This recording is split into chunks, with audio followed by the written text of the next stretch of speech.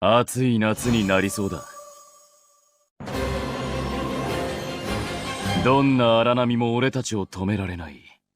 そうだろ、相棒。Hello, I'm Silveroxis, and the units coming this week to Octopath COTC are the seasonal summer units that come simultaneously across all servers.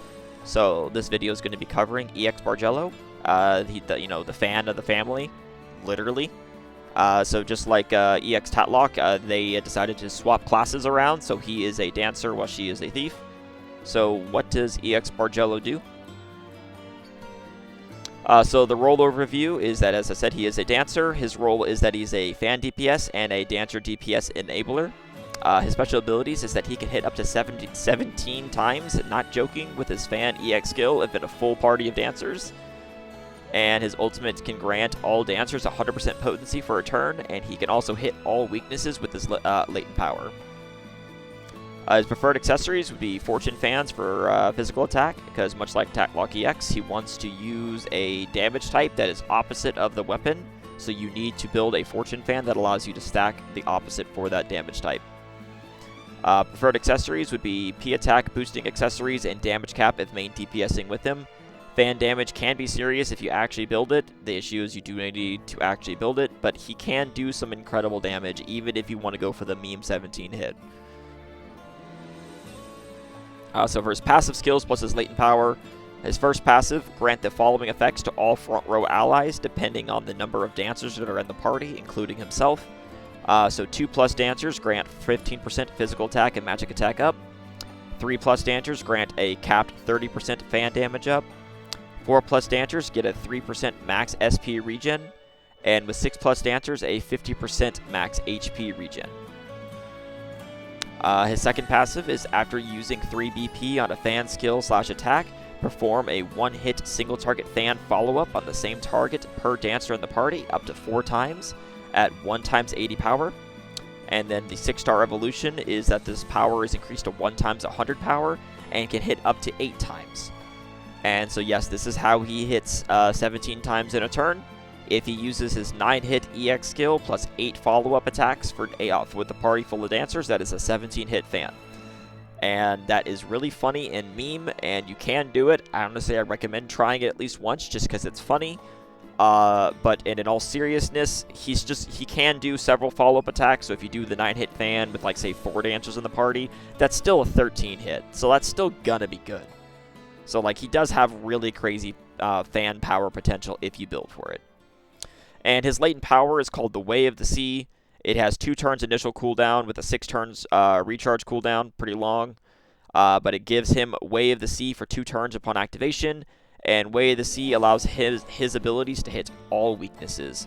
So if you build him to be like a solo DPS, he could technically hit every single fight in the game. Is it optimal? No. Is it funny as hell? Yes. So moving on to his skills. His base kit, he has a 1-hit single target fan, a 3-hit random target fan that inflicts 15% fan resistance down for 2 turns per hit, a single target 20% physical defense magic defense down, a single target 1 BP regen on an ally, a 2-hit single target fan that restores SP equal to 2% of the damage dealt, and then a front row 50,000 damage cap up for 2 to 5 turns. That's a good thing. That basically just is very similar to his other skill as a thief. But, you know, damage cap is damage cap. He has a 4-hit single target fan, so that's a good skill to potentially throw out as well for getting follow-up attacks on. A 3-hit AoE fan that inflicts 15% fan resistance down for 2 turns. And a 2-hit single target fan that if max boosted will remove 100 SP from each ally, including self, to increase power by up to 5 times. Yes, this is literally just Preservante, but for fan damage. So he can do a 2-hit Giga Nuke fan, which is really, really strong. That's gonna just double damage cap easily. Then his TP skill is a 5-hit random target fan with a low 25% chance to inflict 15% fan resistance down for 2 turns per hit. Also really good for potentially comboing off of as well, because that can be 5 plus however many follow-up attacks you get, and lowering fan resistance. Moving on to his EX skill plus his ultimate technique. His EX skill has 1 total use, and it's unlocked from turn 7. and it's a one-hit single target fan that at max boost remove 100 SP from each ally, including self, and each ally affected adds 1 hit to the attack. That's how he gets his 9-hit attack. The reason that it's a meme is not because it's only one use, it's that he can't use it until turn 7.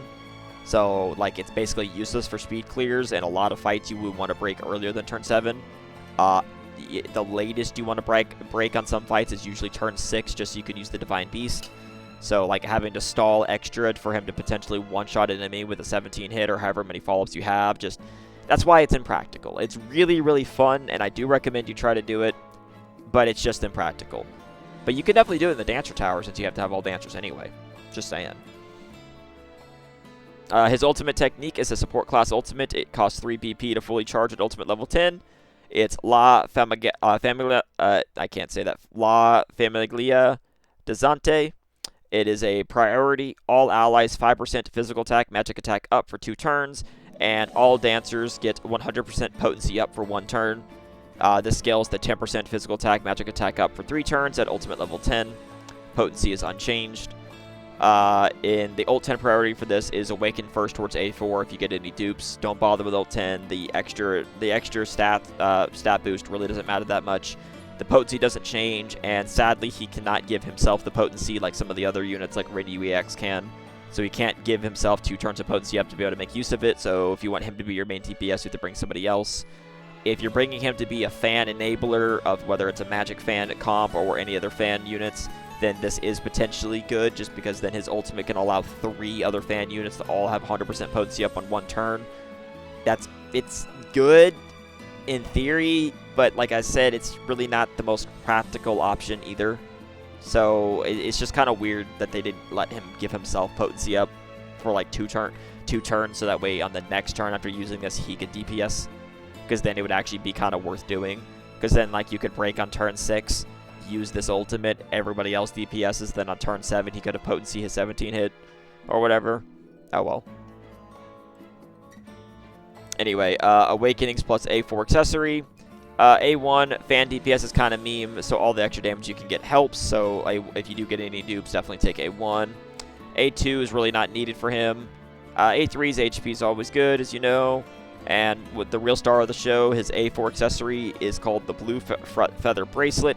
It gives 60 SP and 80 P attack, which isn't the highest P attack ever, but that doesn't really matter, because it gives himself 100,000 damage cap up for whoever's wearing it. Just like his base form A4, it's another 100 cap damage cap A4. It also, whenever a front row ally breaks an enemy, it inflicts 20% fan resistance down for 3 turns. So this is actually pretty good. You get passive fan resistance down without it needing to be on your breaker. This actually combos exceedingly well with Hikari A4 whenever you eventually get that from sharding for it, because that does 10% physical resistance down on break. So this would cap the fan resistance down to 30%. Or if you have other ways to get fan resistance down, of course. But it's useful because your DPS can wear this and if you're actually doing fan damage, then your DPS doesn't have to be the breaker. Okay, so the A4 tier rating this is an SS tier A4. It is. It's 100k damage cap. Damage cap is the most important resource in the game. All 100k damage cap A4s are SS tier. That's just the fact. That being said, even with a 150 pity, I can't recommend free-to-play or low-spend accounts to chase this, despite how massively good it is to have, because it isn't shardable. It is a seasonal banner that only happens once a year. You'll be very happy if you get exceedingly lucky and do get this, but you can live without it. And if you do want to chase another 100k damage cap A4 to be able to have 3 and 1 unit in the future, do it on parties. You'll wait. His A4 is the best 100k damage cap A4 in the game. But if you do chase this one, best of luck to you. You'll not be sorry if you do. Just please don't nuke your account for this accessory. That I would not recommend doing. For an optimal skill loadout, skill 1, take his front row damage cap 50k. I don't think I need to explain that after what I just said about his A4. Skill 2, I would take the 3-hit random target or AoE that debuffs fan resistance. Skill 3, I would take his 5-hit random target fan that can debuff fan resistance. So that he can self-cap fan resistance down, basically, if he takes both of those. Skill 4, you can take his Preservante Vente fan Giga Nuke. Other good choices if needed is if you already have like other sources of fan resistance down. You could take the 4-hit single target fan if random target won't work out well for a fight, because that's also a good, decent nuking option that allows him to also then follow up off it. Also keep in mind, if he does do Preservante Vente, remember he's going to Giga Nuke, 2-hit Giga Nuke that's max boosted, and then he's still going to do follow-up attacks at minimum of 1 for himself plus other dancers in the party, so there is that. But the follow-up attacks don't get the damage boost from Preservante, just keep that in mind. Alright, so unit synergy. Dancers everywhere. You don't have to run full 8 dancers, that's kind of the meme build to get a 17 hit. It's not practical. Doing his 5-hit plus follow-ups is plenty for good damage. That being said, you need a minimum 3 total dancers, including himself. 4 is nice for the SP. You don't really need 6 for the HP if you can also take a healer, mainly because 50% HP is nice, but that's not always enough to get you back to full HP, depending on how hard some of these bosses and enemies can hit. So what I would recommend, the best dancers to bring along, Signa's great to have for ultimate debuffs. Agnea is an amazing buffer and can hit fan weakness with wind. Tatlock post buffs is an amazing physical fan DPS to go along with her desirable hunk. Haunted EX can cap debuffs with Signa and help tank in an all fan comp. Fiora EX is a physical fan DPS and plus has tanking options as well. She's the last year's seasonal unit, or 2 years ago for global.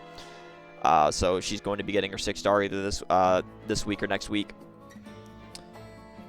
Lynette has buffing options plus ultimate buffs to cap with Agnea, and Black Maiden in the future has an ult to hit all elemental weaknesses and debuff cap extension. So if you are looking to build like an all-dancer team, there you go. There's some good options. Also, I didn't list it, but normal Primrose can be useful as well. Non-dancers, Solon / Renew EX. Bargex can't self-potency himself, so he needs somebody else to help. And if you take basically 7 dancers and one of them, that he can hit up to 16 hits with potency. And 16 hits with potency beats 17 without. Even less hits with potency can beat others without, because it doesn't matter if you have that many hits if you're not even getting close to damage cap, for example. Shauna / Prem EX, more reliable regen, as the 6+ dancer regen is only half, like I said, and it may not fully heal you. Alright, so to pull or not to pull plus rating. Bargello is always the popular unit. No wonder he's one of the 6 playable COT characters in Octopath Traveler 0. He puts fan DPS on the table for sure. It still doesn't become meta or even close to the best weapon option, but it can be quite fun to do as he can slap all weaknesses. And as a kit, he is well-rounded and can pummel out some serious damage, including the single highest hit count in the game until much later. That being said, most accounts really won't miss him if you choose to skip. He is solid, but isn't necessary by any stretch.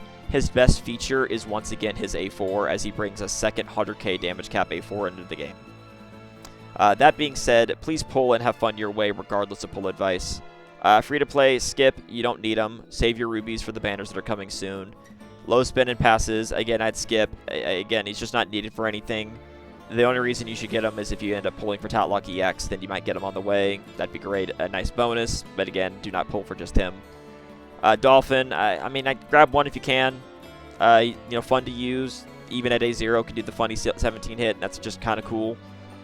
You can consider an A4 push if you're really healthy on rubies, perhaps. I'm still debating on if I'm going to do it myself or not. I haven't decided. Whale, A4 ult 10, 100k damage cap is all you're really looking at anyway. I mean, I know Spear and other people will do some showcases with the 17 hit, but you're really just after the 100k damage cap to have another one in your belt because you want to use it. And Parties is still a few months away. So for his overall rating, his DPS is still an S tier DPS. Despite that many hits, it's still fan, so it can't be an SS tier DPS. His support, he does have some okay support options, so I give it a B. He doesn't have any healing or tank options. No, I don't count having 6+ dancers on his passive as a healing option. That doesn't really count. Because it's not super practical to in most practical teams, you're not going to try to bring 6 dancers to every single fight. So that's not a practical healing option for him as a unit. So his overall tier, I give him an A tier. He's good. He's solid. He's not bad to have, but you really don't need to be chasing A tiers. He's a well-rounded character. That being said, please let me know if you decided to pull for him. If you decided to chase A4, how lucky did you get? And if you decided to skip, that's fair enough too. Please let me know if there's any other kind of content you'd like to see for Octopath COTC or Octopath 0. as I said for myself, I am going to be doing my polls on Thursday on my live stream. The links are below. You know, everyone's welcome to come and see how lucky I get, or you know, laugh at my misfortune.